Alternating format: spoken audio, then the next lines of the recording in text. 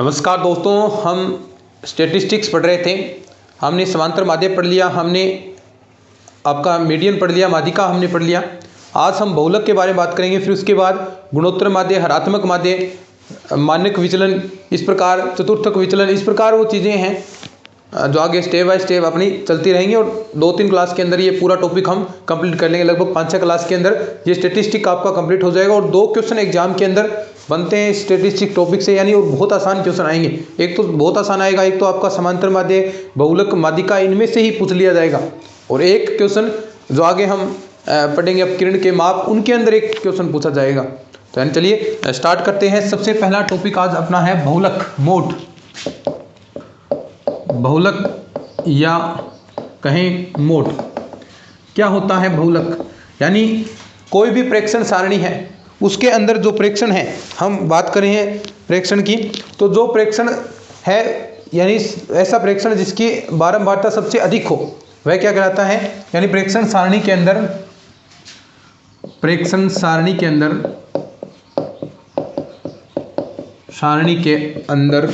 जिस प्रेक्षण की बारंबारता सर्वाधिक हो उसे, उस प्रेक्षण को बहुलक कहेंगे। उस प्रेक्षण को क्या कहेंगे? को बहुलक कहेंगे। ठीक है, वो बिल्कुल सिंपल सी बात है। यानी जिस प्रेक्षण की बारंबारता सर्वाधिक है उसे हम बहुलक कहते हैं। और बहुलक है वो अद्वितीय नहीं होता है। अब हमने मीडियन पढ़ा, वो अद्वितीय था, यानी मीडियन वही फिक्स आपका रहेगा, चेंज नहीं होगा।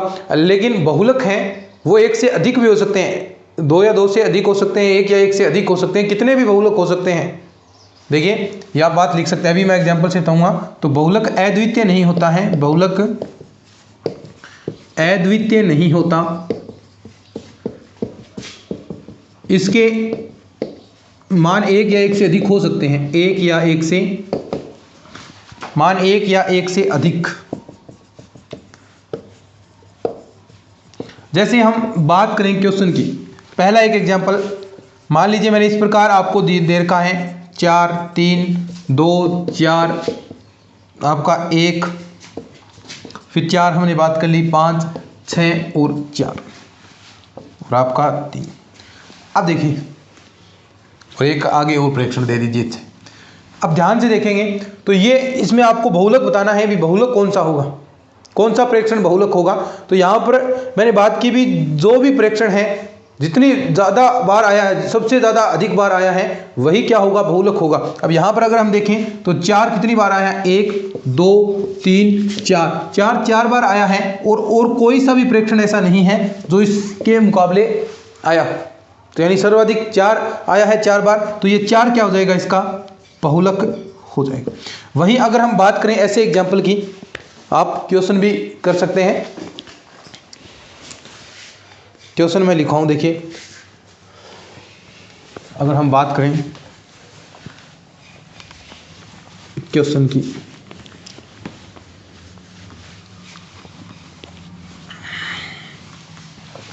अगर हम इस प्रकार हम बात करें कोई क्वेश्चन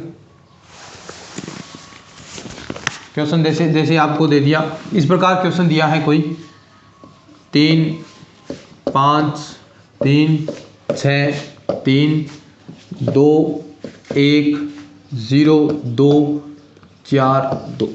अब इसके अंदर आपको बहुलक बताना है। बहुलक कौन से हैं? बहुलक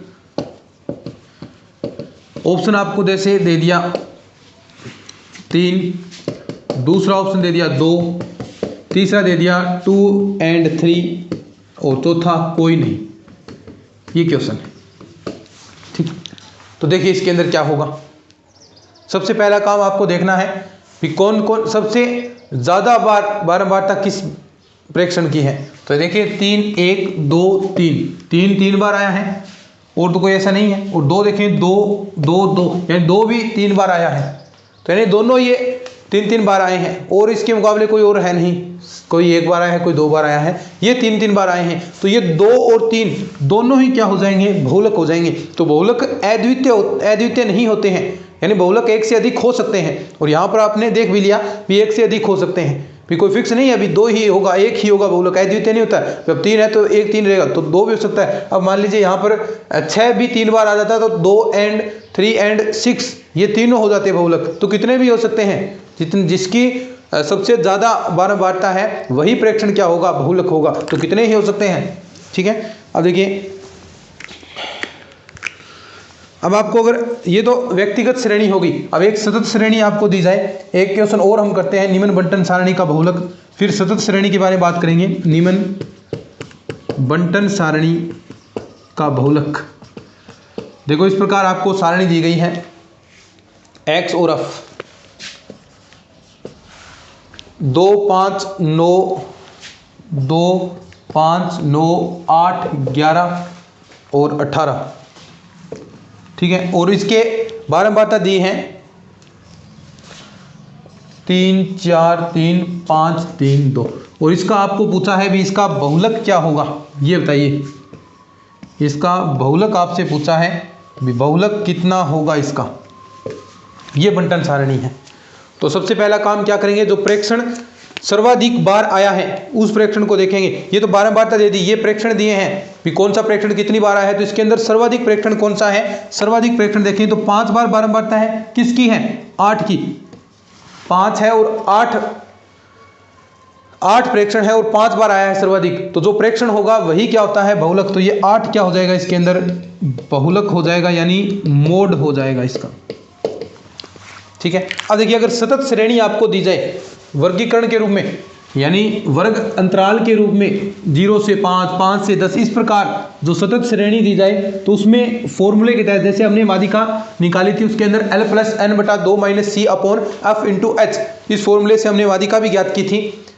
अब इस प्रकार एक फॉर्मूला और यहाँ पर आएगा, अगर सतत श्रेणी आपको दी जाए, सतत श्रेणी के अंदर बहुलक निकालना कहेगा, सतत श्रेणी में बहुलक, सिंपल चीज़ें हैं इसलिए हम फास्ट इन चीज़ों को कर रहे हैं, बाकी प्रैक्टिस अपनी अच्छी खासी जो प्रैक्टिस सेट आपको दे रखे हैं वो आप निकालेंगे तो सफिशिएंट है आपके लिए। तो सतत श्रेणी में बहुलक, तो इसके लिए फॉर्मूला आपको याद रखना है m = L+, ठीक है, f1, अभी सभी के बारे में बताऊंगा कौन सी चीज़ क्या है, 2f1 - f0 - का f2 इंटू में h, यही फॉर्मूला है, ठीक है। अब वही सेम टू सेम चीज़ें जिस प्रकार हमने बात की थी भी 0 से 5 5 से 10 10 से 15 15 से 20, तो इस प्रकार हम पढ़ रहे थे सतत श्रेणी के अंदर। तो उसमें L क्या होगा, जो बहुलक वर्ग है, जो बहुलक वर्ग आएगा, वर्ग की निम्न सीमा L होगी, और F1 जो बहुलक वर्ग है उसकी बारंबारता, बहुलक वर्ग की बारंबारता कह सकते हैं, और F0 उससे पहले वाले की,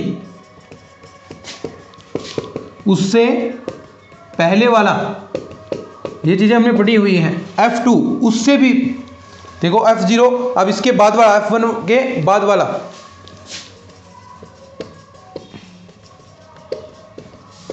और H क्या हो गया, वर्ग अंतराल। क्वेश्चन करेंगे तो आराम से चीजें समझ आ जाएगी, और कुछ खास इसके अंदर है नहीं, सिर्फ यही है। जैसे क्वेश्चन दिया आपको,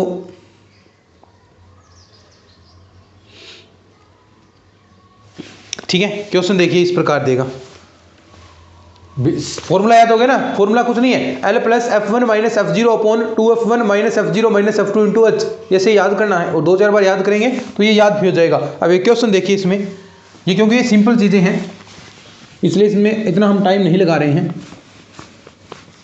टाइम लगाने वाला कोई मैटर है भी नहीं ये, ठीक है। अब देखिए क्वेश्चन, हम बात करते हैं क्वेश्चन की। तो बंटन सारणी का बहुलक होगा, इस प्रकार क्वेश्चन दिया है, बंटन सारणी का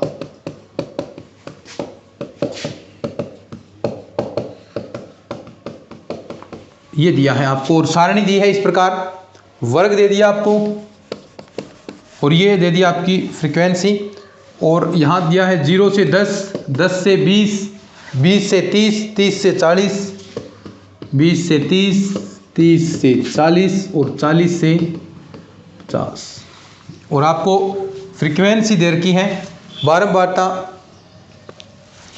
3 2 8 6 4।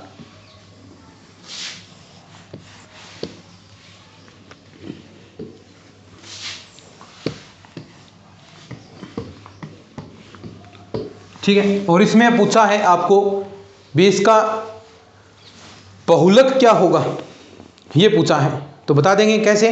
तो सबसे पहला काम आपको करना है, जो सबसे ज़्यादा फ्रीक्वेंसी, जो सबसे ज़्यादा आवृत्ति वाली कह सकते हैं, या सबसे ज़्यादा जिसकी फ्रीक्वेंसी है, यानी कि इसमें है 8 की, सबसे ज़्यादा बारंबारता किसकी है, यहाँ पर 8 बारंबारता है। तो इसके सीध में ये क्या हो गया, बहुलक वर्ग हो गया आपका, और इसे आप क्या कहेंगे, F1। अब उससे पहले वाला ये क्या हो गया, F0। इसके बाद वाला F2। वर्ग अंतराल, अंतर कितना है, h बराबर 10। लोएस्ट सीमा L की वैल्यू कितनी, 20। तो ये सारा फॉर्मूले के अंदर ही पिरोना है।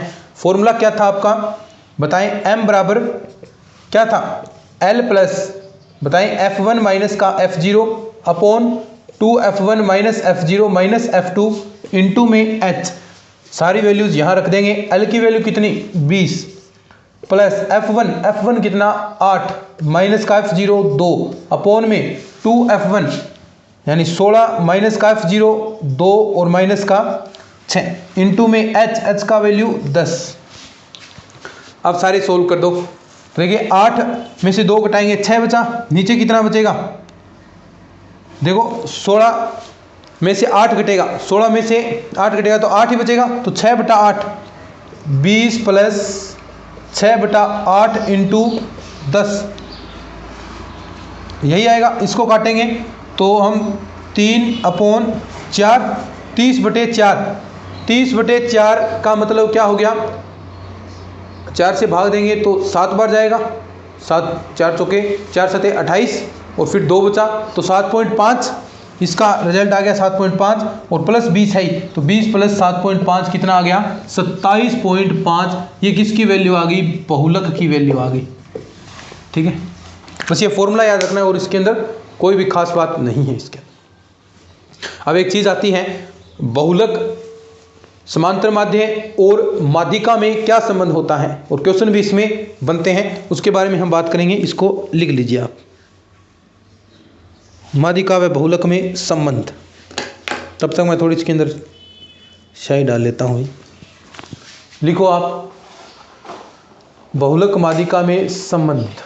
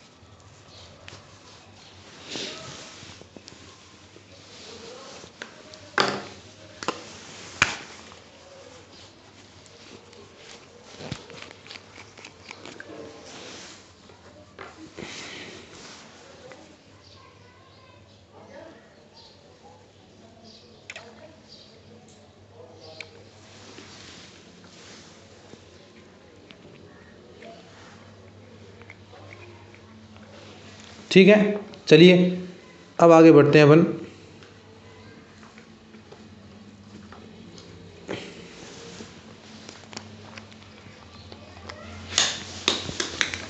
बहुलक माध्यिका में संबंध।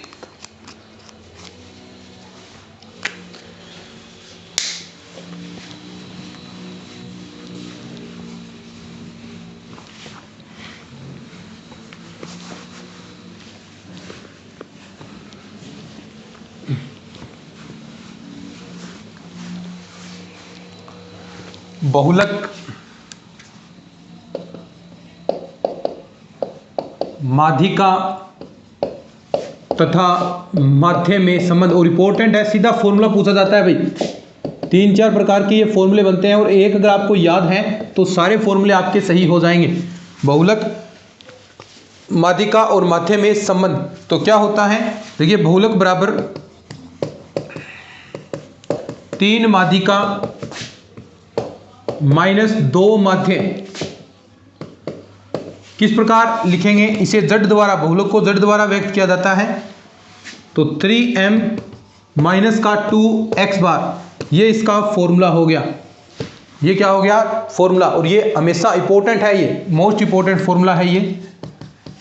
इससे बहुत सारे फॉर्मूले बनते हैं, अलग अलग प्रकार के क्वेश्चन पूछेगा वो आपसे। देखिए क्वेश्चन किस प्रकार, एक तो सिंपल भी क्वेश्चन ऐसे पूछ सकता है आपको, यदि किसी श्रेणी का माध्य व बहुलक क्रम से 12.5 तथा व 11.3 हो, ये 12.2 मान लो, यहाँ पर 12.2 ले लो, कैलकुलेशन ठीक हो जाएगी। 12.2 हो व 11.3 हो, तो माध्यिका बराबर क्या होगी?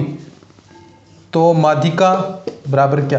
तो सबसे पहले जिसको फॉर्मूला पता है वो कर देगा। तो इसके अंदर क्या क्या चीजें दे रखी हैं देखो, एक तो माध्य और बहुलक दे रखा है, और आपसे माध्यिका पूछी है, यानी अम की वैल्यू पूछी है, z की और x बार की वैल्यू दे रखी है, तो यहाँ पर हम वैल्यू रखेंगे। तो ये तो बहुलक दे रखा आपको 11.3 दे दिया, 3m माइनस 2x बार, इसकी वैल्यू दे रखी है 2 इंटू 12.2। अब वैल्यू हम निकालते हैं, देखिए ये हो गया कितना?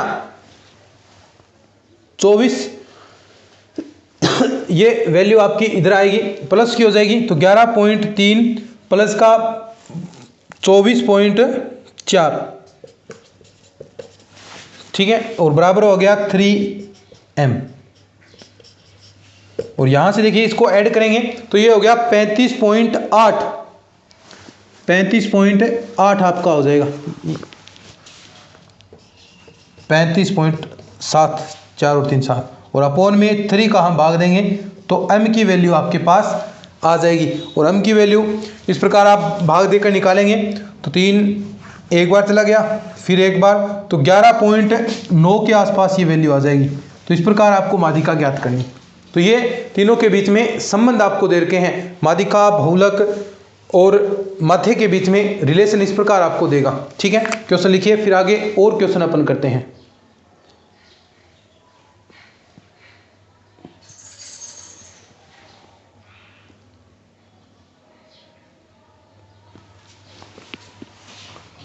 ठीक है, चलिए आगे बढ़ते हैं। नेक्स्ट क्वेश्चन हम करते हैं।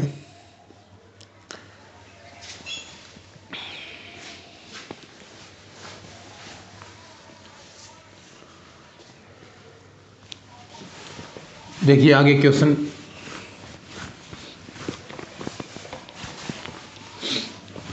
है आगे, इसी से रिलेटेड क्वेश्चन है। यदि किसी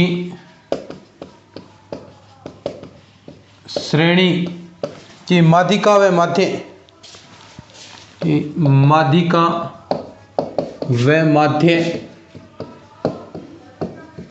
क्रम से 15 व 9 हो, 15 व 9 हो, तो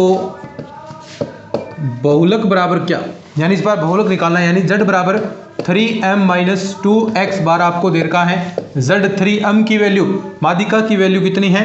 15 माइनस का 2x बार, माध्य की वैल्यू 9। तो देखिए कितना आ जाएगा, z बराबर 15 3 45 माइनस का 18, 45 में से आपको 18 घटाना है, तो आपके पास जो रिजल्ट है वो कितना बच जाएगा, z बराबर 27। ये आपका आंसर आ गया। आगे क्वेश्चन देखिए, एक और इम्पोर्टेंट क्वेश्चन, फिर उसके बाद में गुणोत्तर माध्य हम पढ़ने वाले हैं। तो इसके कुछ गुणधर्म हैं, वो हमने दे रखे हैं। अभी कौन सा बेस्ट होता है ये मैंने पहले भी आपको याद करवा दिया, गुणधर्म वगैरह तो जिसके गुणधर्म वो पहले ही मैं साथ साथ करा चुका हूँ कि किसका आप कौन सा बेस्ट होगा, किस द्वारा वैल्यूज़ निकाल सकते हैं, तो ये हम पहले ही ज्ञात कर चुके हैं, गुणधर्म की जरूरत होगी नहीं। तो आप सीधा देख लीजिएगा, नोट्स के अंदर लिख रखा है। यदि श्रेणी के बहुलक व माध्य का अंतर 3 हो, यदि श्रेणी के बहुलक तथा माध्य का अंतर 3 हो तथा माध्यिका 15 हो तो माध्य होगा, तथा माध्यिका 15 हो तो माध्य होगा। विमाध्य क्या होगा? हमने ये फॉर्मूला पढ़ा है, देखिए अभी तक, z बराबर 3m माइनस का 2x बार। ठीक है, अब इसने कहा है भी बहुलक तथा माध्य का अंतर, बहुलक तथा माध्य का अंतर दे रखा है 3, तो यानी हम z माइनस एक्स बार करेंगे तो दोनों ओर आपको x बार की गुणा करानी, जोड़ना पड़ेगा। यहां आपने माइनस किया तो यहां भी आपको माइनस करना पड़ेगा, तो 3m माइनस 2x बार, एक माइनस और करेंगे यहां पर तो ये कितना हो जाएगा 3x बार। देखो समझ गए ना बात को, कैसे आया ये? इसने कहा है बहुलक तथा माध्य का अंतर, तो पहले हमने फॉर्मूला लिख दिया, संबंध जो ये मेन चीज है इसके अंदर, जो मेन रिलेशन है वो ये लिखा था z बराबर 3m माइनस का 2x बार। अब देखो इसके अंदर इसने कहा है बहुलक तथा माध्य का अंतर, तो z माइनस एक्स बार इसका अंतर दे रखा है, तो एक x बार यहाँ घटाया है, एक x बार यहाँ भी आपको घटाना पड़ेगा संतुलित रखने के लिए, तो ये आपने कर दिया। अब देखो इसकी वैल्यू आपको दे रखी है कितनी, 3, और ये 3 आपको कॉमन आएगा ही, तो m माइनस का x बार, तो देखो 3 से 3 कैंसिल, यहाँ 1 बच गया, तो m बराबर x बार आपका आ जाएगा। तो जितना m था वही आपका x बार हो जाएगा। सॉरी ये 1 बचा है यहाँ पर, 1 मिनट भी, थोड़ा सा हमने 0 नहीं है, ये 1 बच गया यहाँ पर, 1 बचा है ना। देखो ये m माइनस का x बार, अब यहाँ से आप x बार की वैल्यू निकालेंगे तो ये आपके पास आ जाएगी m माइनस का 1, ठीक है सॉरी, और x बार की वैल्यू, m की वैल्यू कितनी है 15 माइनस 1, x बार की वैल्यू 14 आ जाएगी। थोड़ा जल्दी में हो गया, 3 से 3 यहाँ पर 1 बचेगा ना, तो 1 यहाँ पर आ जाएगा, और फिर ये सोल्व करेंगे तो x बार की वैल्यू 14 आ जाएगी माध्य की। ठीक है, तो ये आपका टॉपिक हो गया यहाँ से बहुलक। अब बहुलक के कुछ गुणधर्म हैं भी, सबसे उपयोगी डाटा कौन सा होता है माध्य, और कौन सा जो इसके हम छोरों के मान परिवर्तन करेंगे तो उसमें सबसे ज़्यादा प्रभावित कौन सा होता है, माध्य होता है। ये हम बार बार बात कर रहे हैं, बहुलक भी होता है लेकिन कम प्रभावित होता है, लेकिन माध्यिका प्रभावित होती ही नहीं है। आप छोरों के मान, जो सिरों के मान परिवर्तन करेंगे उससे माध्यिका में कोई फर्क नहीं पड़ेगा, क्योंकि वो मध्य पद दर्शाती है। मध्य पद कौन सा होगा, अगर स्वर आप परिवर्तन करेंगे तो कोई फर्क नहीं पड़ेगा। ये हम पहले भी बात कर चुके हैं, इनके बारे में हम पहले भी बात कर चुके हैं। तो ये कुछ बातें हैं इसके अंदर, ज़्यादा कुछ खास इसके अंदर नहीं है, ये हमने काट दिया। और मौसमी संबंधी सूचनाओं के लिए सर्वाधिक उपयोगी, ये मौसम की सूचनाओं के लिए सर्वाधिक उपयोगी कौन सा होता है, बहुलक होता है। वो अनुमान लगाने में, जूतों के साइज में, इस प्रकार की चीज़ों में बहुलक काम में आता है। तो ये ज़्यादा कोई खास चीज़ें नहीं है, ये स्टेटमेंट कुछ 7-8 लाइनें लिखवा रखी है मैंने, तो वो आप पढ़ लीजिएगा आराम से। ठीक है, गुणात्मक मान माध्यिका होती है, देखिए ये गुणात्मक बताती है भी मध्य पद कौन सा है ये बताती है, लेकिन माध्यम निकालते हैं तो वो तो एक मात्रात्मक पद, मात्रात्मक वैल्यू ज्ञात करता है। तो ये सिंपल बातें हैं, कोई खास इसके अंदर नहीं है, ये पढ़ लीजिएगा आप सिर्फ। अब हम बात करते हैं गुणोत्तर माध्य की। गुणोत्तर माध्य, गुणोत्तर माध्य, गुणोत्तर माध्य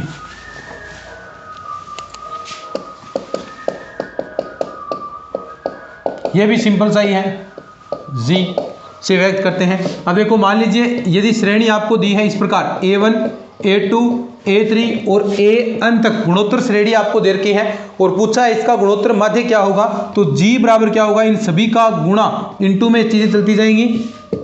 देखिए ध्यान से समझिएगा इसको, AN तक गुणा चलेगा, और इसके ऊपर जितने n की वैल्यू है 1/n हम लगा देंगे, सभी का गुणा। जैसे अगर एग्जाम्पल के रूप में अगर आपको जी निकालना है, A1 और A2 दो श्रेणी दी गई है, तो इसका गुणोत्तर माध्य G बराबर क्या हो जाएगा, A1 डॉट A2 की पावर कितनी, देखो 2 ही है ना, 1/2, यानी इसे हम क्या लिख सकते हैं, अंडरूट A1 A2 द्वारा हम व्यक्त कर सकते हैं। तो ये आपका क्या हो जाएगा, गुणोत्तर माध्य होगा। क्वेश्चन आप कर सकते हैं, जैसे क्वेश्चन मैं दे दूं आपको 6, 3, 8, 9 का गुणोत्तर माध्य। क्वेश्चन इस प्रकार हम दें, 6 3 8 9 का गुणोत्तर माध्य। ये क्वेश्चन है 6 3 8 9 का गुणोत्तर माध्य। तो बताएं क्या होगा गुणोत्तर माध्य 6 3 8 9 का। तो देखो 6 इंटू में 3 इंटू में 8 इंटू में 9 और उसके ऊपर कितना 1/4। अब देखो इसको हम कैसे लिख सकते हैं 2 इंटू 3 और इसको 2 इंटू 2 इंटू 2 और 3 को 3 इंटू 3। तो देखो 3 भी कितने हो गए 1/4 है इसकी पावर, यानी 4 के जोड़े में से एक चीज बाहर निकलेगी। तो 1 2 3 4, तो यहां से क्या बाहर आ जाएगा 2 बाहर आ जाएगा, इंटू में इनमें से भी एक 3 बाहर आ जाएगा। तो कितना आ जाएगा 3 2 6 इसका गुणोत्तर माध्य आ जाएगा। ये गुणोत्तर माध्य। अगर हम हरात्मक माध्य की बात करें तो देखो सिंपल सी चीजें हैं ये। हरात्मक माध्य की बात करें, हार्मोनिक मीन, हरात्मक माध्य। अगर वही श्रेणी देखो, हरात्मक श्रेणी आपको दी गई है A1 A2 A3 और कहां तक AN तक, तो इसका हरात्मक माध्य H बराबर क्या हो जाएगा।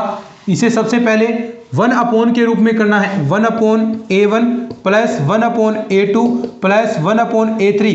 जितने भी आपको दिए जाएं उन्हें 1 के रूप में जोड़ना है। और देखो सभी का योग ऊपर क्या होगा n, यानी संख्या।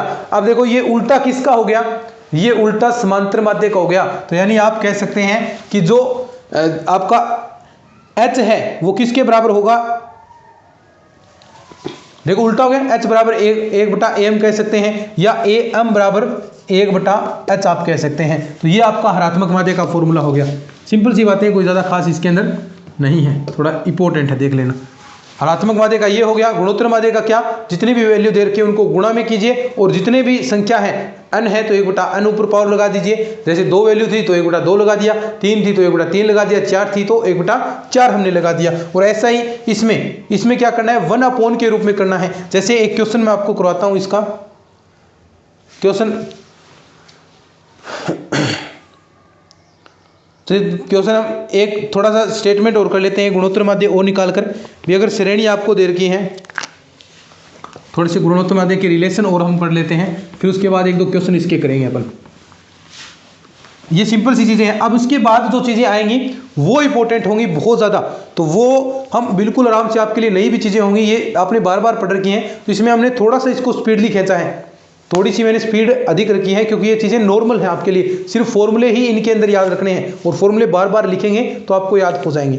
अब अपन आगे जो चीज़ें आएंगी वो बिल्कुल आराम से हम चीज़ें करने वाले हैं। तो देखिए पहले इससे पहले एक श्रेणी देख दीजिए। इस प्रकार श्रेणी दी है x1 x2 x3 xn तक, तथा इसकी आवृत्ति आपको दे रखी है। इसकी आवृत्ति एक और फॉर्मूला हम गुणोत्तर माध्य निकालने का हम करने वाले हैं। इसकी आवृत्ति आपको दे दी f1 f2 f3 और कहाँ तक fn। तो गुणोत्तर माध्य क्या हो जाएगा, तो गुणोत्तर माध्य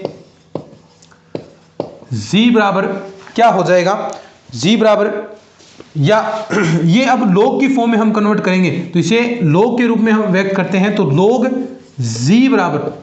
g बराबर देखिए log के अंदर चीजें आएंगी। अब सिमेशन fi, यहां पर x की जगह log लगाना है तो सिमेशन हम लगाएंगे fi log xi अपॉन में सिमेशन fi।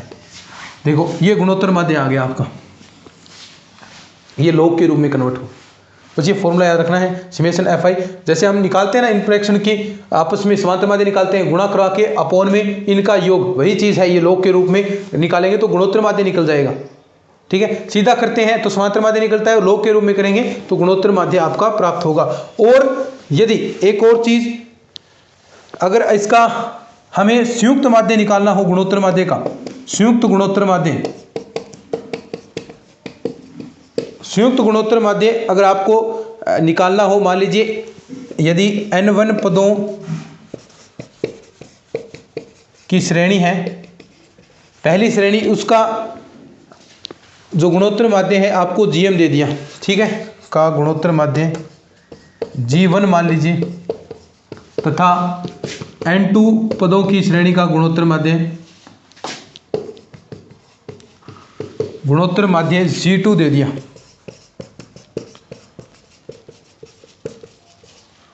हो तो संयुक्त माध्य, संयुक्त माध्य क्या होगा, देखो वही सेम टू सेम, संयुक्त माध्य क्या होगा, तो ये किसके रूप में, आपका log जो टोटल g आएगा उसके रूप में, तो n1 log g1 plus n2 log g2 upon में n1 प्लस n2, ये क्या आ जाएगा आपका संयुक्त माध्य आ जाएगा।